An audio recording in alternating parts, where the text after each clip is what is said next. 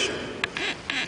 It's a period which the church gave us to prepare for the celebration of our own redemption. It's a 40 days of journeying with Christ in the desert. It's a moment of preparation. It's a moment of penitence. It's a moment of conversion. It's a time we practice charity. It's also a time we do some penitence for us to show our conversion to God. God tells us this time around we should do almsgiving. We should repent from our sins. We should avoid all we've been doing in the past. In fact, we should come back to Him. That's what Christ in the Gospel says. Repent, for the kingdom of God is close at hand. Lent is also a moment whereby we try to make better our own life with God and also with our neighbor. It's a moment when we propose some of the spiritual elements we need to do in order to rectify our relationship with our God. It's a moment whereby we despise ourselves for the sake of our soul. It's a moment whereby we reflect on our spiritual well-being. It's a moment we suffer a little bit of our physical nature, our body, for the good of the Spirit. That's why Christ says it's a moment also of deep prayer, the moment of being in intimate relationship with God. By being in relationship with God, we need to be in good harmony with each and every one of ourselves. In the first reading, we saw how God entered into covenant with His people before He destroyed the world with water. But He called Noah. Noah built the ark, and God saw how terrible it was to destroy the world with water. That's why He said today He made an act, a covenant, telling the people, I will never again destroy the world with water. Now St. Paul, in the second reading, made a very big and a very good connection between the flood that destroyed the people and also the water of baptism. St. Paul says, this water of the flood now becomes the water of baptism, which cleanses us from our sin. In the Gospel, after Christ had been baptized, immediately after His baptism, now the Spirit led Him to where? To the desert. To do what? To be tempted. The Gospel of Mark, as we read, was so brief. But the Gospel of Matthew and also they gave a very big analysis of the temptation. There were three big temptations that Christ underwent. First of all, after fasting for 40 days, He was hungry. The devil knew how to get Him. The devil knew what Christ may need at that particular time. He knew Christ must have been very hungry, emaciated in nature, lost so many pounds.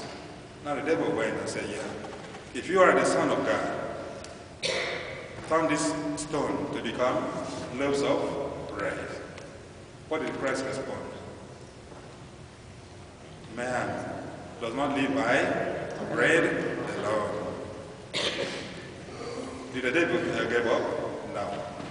Went again, coined another temptation, and told him, look, if you just from here see the Jerusalem, see every place, Christ saw every place, in the high mountain, and he told him, if only you could worship me, bow your heads to me, all this would be yours. What did Christ say? Away, Satan. Only your God you should worship. Did the devil leave him alone? No. Went again for the third time.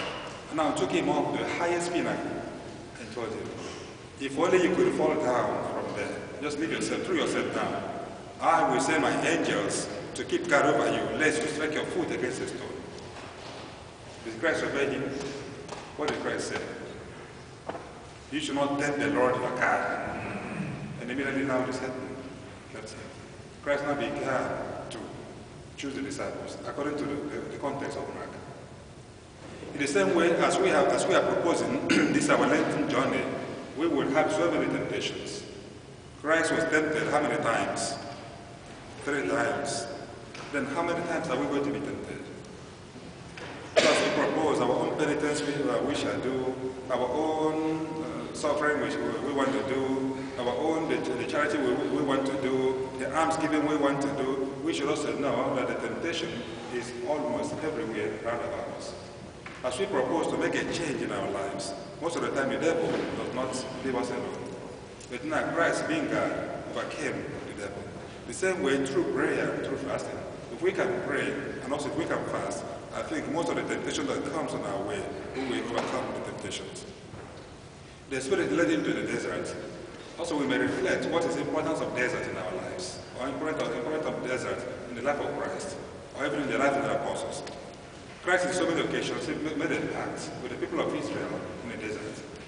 The people of Israel, for how many days did they cross the desert? 40 years they were crossing the desert. Also in the desert, at times Christ invited his disciples, come to a deserted place, a lonely place for us to get a communication with God. So when Christ wanted to take a break, where does he go? He went to the desert. So now the desert becomes a symbolic place in our lives.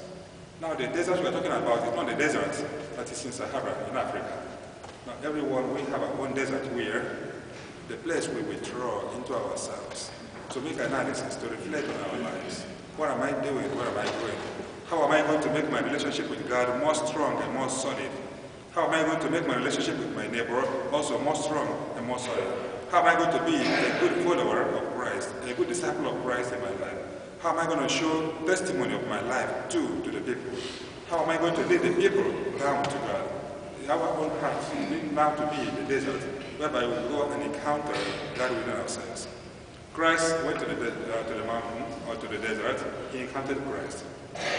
He said that some of the prophets also, they went to the desert, they encountered Christ. If we now can make our hearts to be the desert of the New Testament, I think in our hearts we will encounter Christ. Most of the time it's also good for us to go into ourselves and pray. Because Christ said on Ash Wednesday that whenever you want to pray, if you want to do anything good, do it so that your Father who sees in secret will now reward you. So we now pray God to help us to recognize in our hearts there is a place called desert in our hearts. It's a place of encounter, deep encounter with God. If only after encountering God, He will give us the strength to overcome whatever temptation we have in our lives. As we are beginning the first week of Lent, it's also a period whereby we make some reflections. What am I going to chip in or chip off in my life?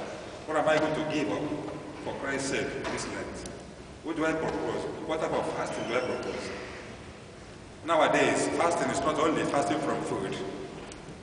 If after fasting from food and at night we fight, what do we gain? What type of fasting? If after praying and then I do not want to forgive my neighbor, how effective is my prayer? So Christ wants us to practice all these the works of mercy, loving one another. So our fasting must also be something that is very, very, very small but very effective. So we now propose what we can do ourselves. We don't propose what we know we cannot do. God wants us to be at peace with one another. So that's why the church offers us these 40 days. And also Christ fasted how many days? 40 days. How many days did Jonah preach in Nineveh?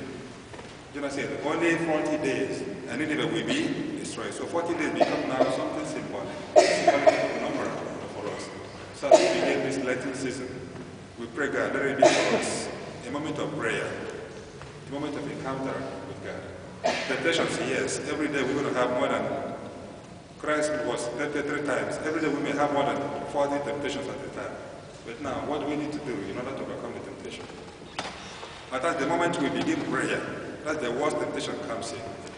The moment we want to give up some attitude or some character, or we want to give up like drinking, that's the times we may have the worst obstacle in our lives. But we should remember that fasting, or that anything we propose, if we propose doing good, we have some tools that will help us to achieve our goal. Fasting and prayer. That's why Christ fasted and prayed.